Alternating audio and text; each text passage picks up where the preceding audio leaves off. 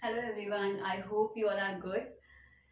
So today we'll start our new chapter, ठीक है, क्योंकि हमारा उसमें फर्स्ट चैप्टर फिनिश हो गया है। तो आज हम क्या पढ़ेंगे, public, private and global enterprises, ठीक है, इन बिजनेस स्टडीज। हमने वहां पर मीनिंग वगैरह पढ़ लिया था अपना, ठीक है। तो आज हम लोग स्टार्ट करेंगे public, private and global enterprises, ठीक है। तो देखिए क्या होता है इंडियन इकोनॉमी, क्या किसके बारे में पढ़ेंगे, पहले हम इंडियन इकोनॉमी, ठीक है।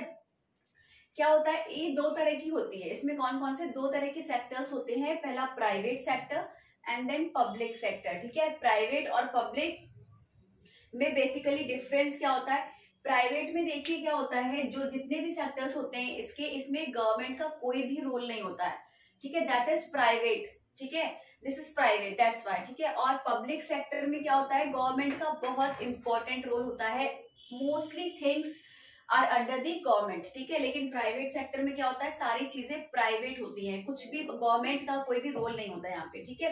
अब देखिए प्राइवेट में भी यहाँ पर हम कुछ चीजें पढ़ेंगे और पब्लिक में क्या क्या चीजें होती है वो पढ़ेंगे, ठीक है। अब प्राइवेट सेक्टर के अंदर क्या आता है, पहला सोल प्रोप्राइटरशिप, ठीक है।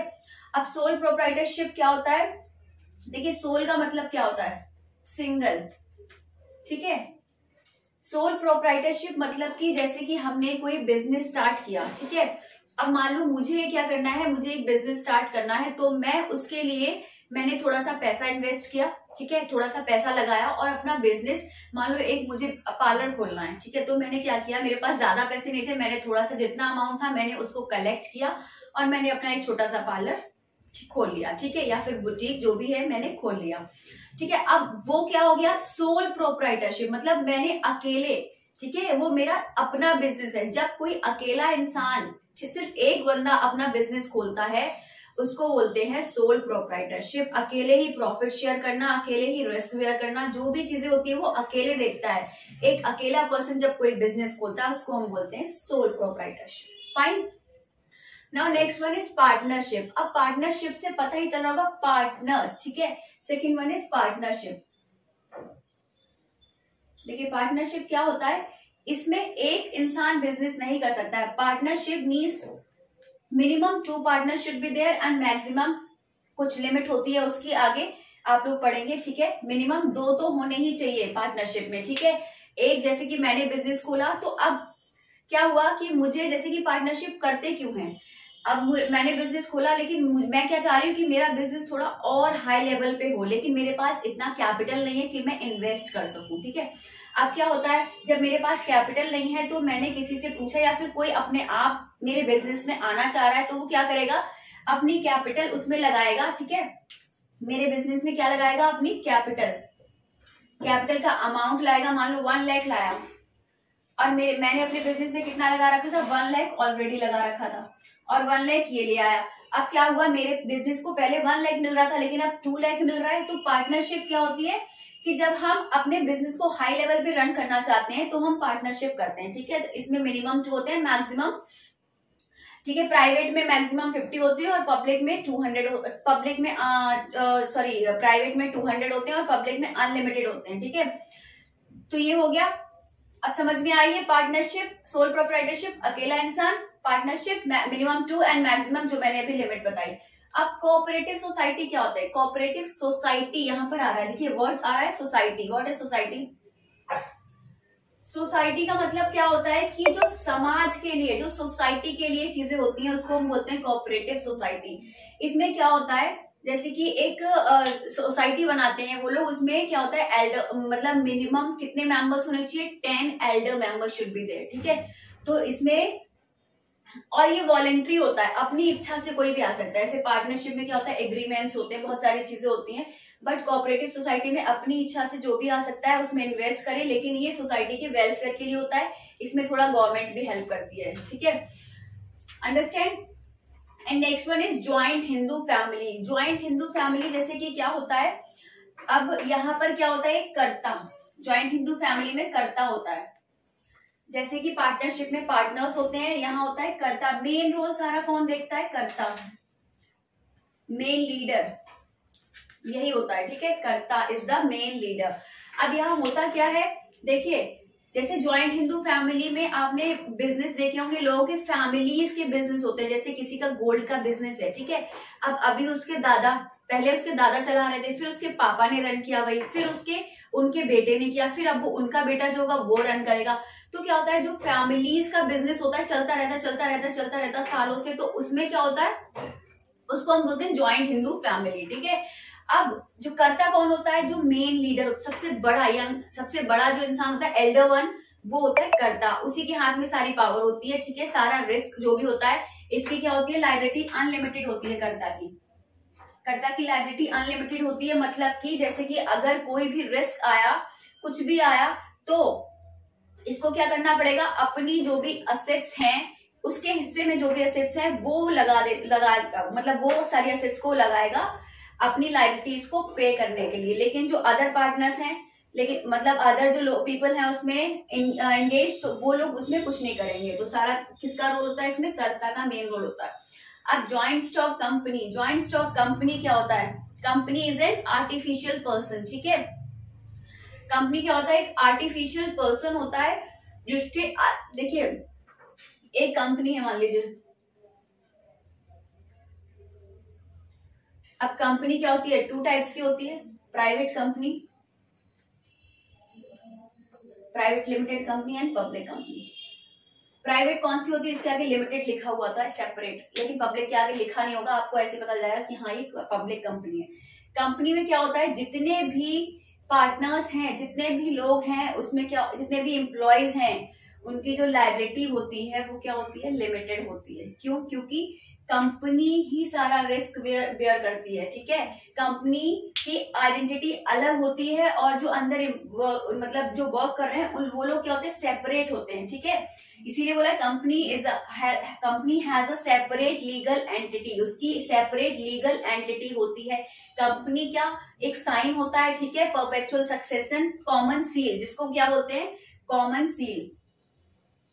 कॉमन सील मीन्स यहाँ साइन कर सकते हैं, ये कॉमन सील इसका साइन होता है, ठीक है।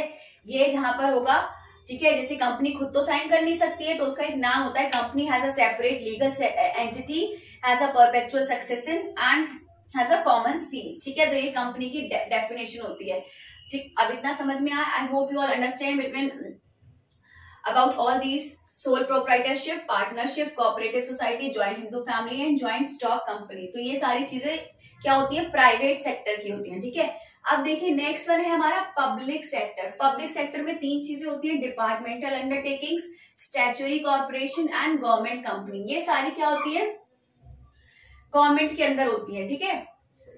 अब डिपार्टमेंटल अंडरटेकिंग देखिए क्या होता है, तो फर्स्ट वन हमारी क्या है, डिपार्टमेंटल अंडरटेकिंग्स। पहला हमारा क्या है, डिपार्टमेंटल अंडरटेकिंग्स, ठीक है। इसमें पहला क्या है point, oldest and most traditional.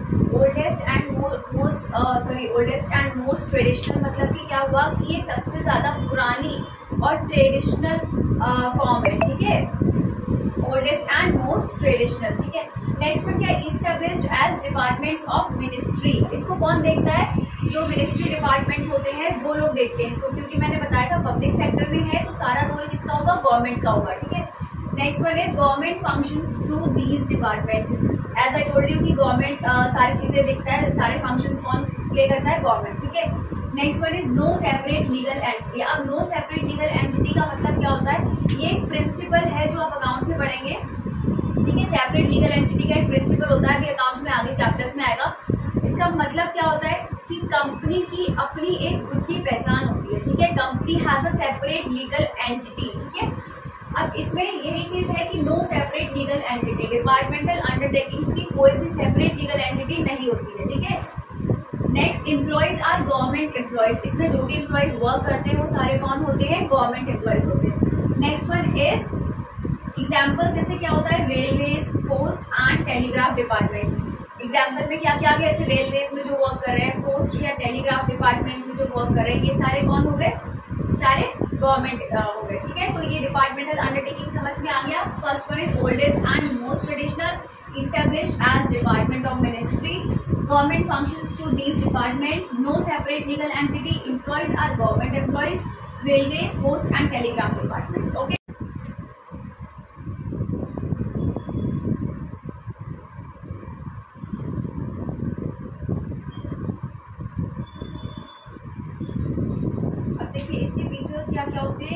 One is direct functioning from government, ठीक है, क्या होता है सारी फंक्शंस गवर्नमेंट करती है, वही सेम चीज है। Next one is government accounting and auditing, government क्या करता है, गवर्नमेंट के अकॉर्डिंग की सारी अकाउंटिंग और सारी जो भी ऑडिटिंग होती है वो होती है। Next one is service condition, मतलब कि जो भी सिलेक्शंस होते हैं, ठीक है, एम्प्लॉयज के सिलेक्शंस होते हैं वो सारे किसके रूल्स और रेगुलेशंस के अकॉर्डिंग होते हैं, गवर्नमेंट, ठीक है। अकाउंटेबिलिटी टू मिनिस्ट्री, जैसे कि अगर कोई भी मिस्टेक हो या कुछ भी हो गया है तो उसका रिस्पॉन्सिबल कौन होगा, अकाउंटेबिलिटी कौन देगा, मिनिस्ट्री, ठीक है। देखिए इसके मैरिट्स क्या होते हैं, मैरिट्स क्या होगा, कंट्रोल ऑफ पार्लियामेंट, किसका कंट्रोल होता है इस पे, पार्लियामेंट का कंट्रोल होता है, ठीक है। सारी चीजें जो भी होंगी, अगर कोई प्रॉब्लम हो गई कुछ भी हो गई तो कहा जाएगा पार्लियामेंट में, ठीक है। And second one is public accountability, मतलब कि जो भी प्रॉब्लम होगी जो भी कुछ होगा तो रीजन किसको देना पड़ेगा, इन लोगों को, पब्लिक को, ठीक है, सारा रीजन किसको देना पड़ेगा, पब्लिक को। Next one is revenue, revenue क्या होता है, source of income for government, government के लिए क्या होता है, रेवेन्यू एक इनकम सोर्स होता है, ठीक है। Next one is national security, क्योंकि गवर्नमेंट सारा काम करती है तो इट इज सेफ, ठीक है, इसीलिए क्या हो गया, सिक्योर हो गया, सेफ हो गया। Now next one is demerits, so these all are the merits, control of parliament, public accountability, revenue and national security, ठीक है। And next one is demerits, demerits क्या है, लैक ऑफ फ्लेक्सिबिलिटी, मतलब कि इट इज वेरी रिजिड, ठीक है, flexible नहीं होता है, नॉट फ्लेक्सिबल, ठीक है, क्योंकि क्या होता है सारा काम एक प्रॉपर सिस्टमैटिक वे में होता है और गवर्नमेंट का तो काम पता ही है कि कितना slow and you know. So and next one is delay in decision making, decision making में डिले क्यों होता है, क्योंकि सारा वर्क किस में होता है, एक स्केलर चेन में होता है। स्केलर चेन मतलब कि सारा एक, जैसे कि A B C D E, A is on top level, ये मिडिल लेवल पे, ये लोअर लेवल पे, फिर ये और नीचे, ठीक है। तो सारा पहले यहाँ से यहाँ जाएगा, फिर यहाँ से यहाँ जाएगा, फिर यहाँ से यहाँ जाएगा वर्क, फिर यहाँ से यहाँ जाएगा, जब ये डिसीजन देगा तब वर्क स्टार्ट होगा, ठीक है। तो जब सारा वर्क एक स्केलर चेन में होता है तो इट इज जेन्युइन कि वो क्या होगा, स्लो होगा और उसमें क्या होगा, डिले हो जाएगा डिसीजंस लेने में, ठीक है।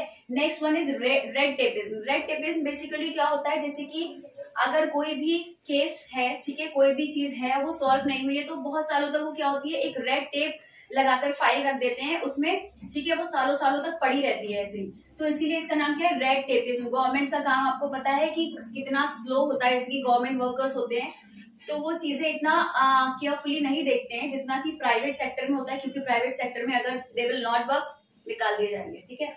बट इसमें क्या होता है, गवर्नमेंट सेक्टर में कोई निकालने वाला नहीं है तो वो काम सारा क्या पड़ा होता है, फाइल में रेड टेप लगाकर रख दिया जाता है। Next one is political interference, obviously government का है तो पॉलिटिकल इंटरफेरेंस तो होगा ही होगा, तो पॉलिटिकल इंटरफेरेंस है तो इसका मतलब it is a very big demerit, ठीक है। तो ये सारे मेरिट्स हो गए, ये सारे डीमेरिट्स हो गए। So this is all for today. आज हमने क्या पढ़ा, private sector and public sector. Private के मैंने ऑलरेडी एक्सप्लेन कर दिए, पब्लिक में हमने सिर्फ डिपार्टमेंटल का मेरिट, डीमेरिट और बाकी सारे फीचर्स वगैरह पढ़े हैं। अब दो रह गए हमारे, statutory and government, that we will continue in our next video, okay. So if you like my video then kindly do share, like, comment and subscribe. Until then, thank you, bye bye, take care. You can take screenshots.